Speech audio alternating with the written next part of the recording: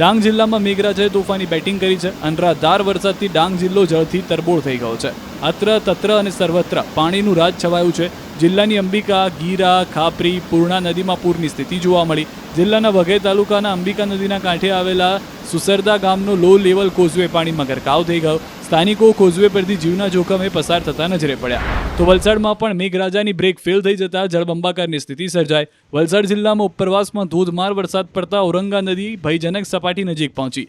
ઔરંગા નદીની ભયજનક સપાટી 4.49 મીટર પર થઈ હતી, જેથી નદીના નીચાણવાળા વિસ્તારોને એલર્ટ રહેવા સૂચના અપાઈ છે.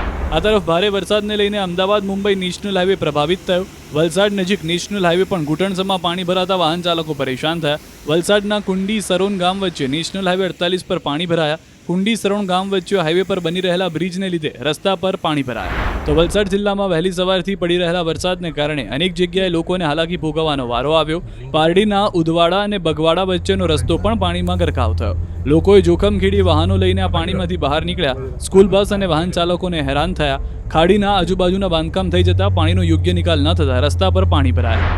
વલસાડ જિલ્લા ઉપરવાસ, કપરાડા અને તાલુકામાં ભારે વરસાદને કારણે જિલ્લાની તમામ નદી નાળાઓ બે કાંઠે વહી રહ્યા છે.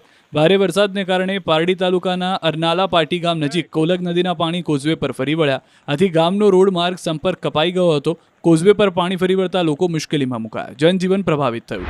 તો વ્યારાના લખાલી ગામે ચિંચબરડી તરફ જતો કોઝવે પાણીમાં ગરકાવ થયો. રાણી આંબા તરફ જતા રોડ પર આવેલ લખાલી ગામે આવેલ કોઝવે પાણીમાં ગરકાવ થતા લોકો ફસાયા. 7 જેટલા ગામ સંપર્ક વિહોણા બન્યા. ગામમાં આવવા જવાનો રસ્તો કલાકો સુધી બંધ રહેતા હાલાકી પડી. સુરત જિલ્લામાં ભારે વરસાદ પડતા નદીઓમાં નવા નીરની આવક થઈ છે.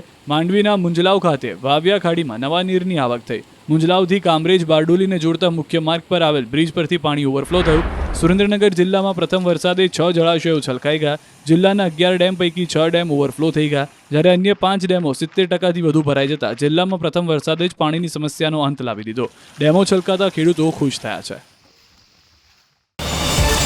QR કોડ સ્કેન કરો અને ડાઉનલોડ કરો ન્યૂઝ 18 એપ. મેળવો ગુજરાત અને દેશ દુનિયાની પળે પળની અપડેટ્સ.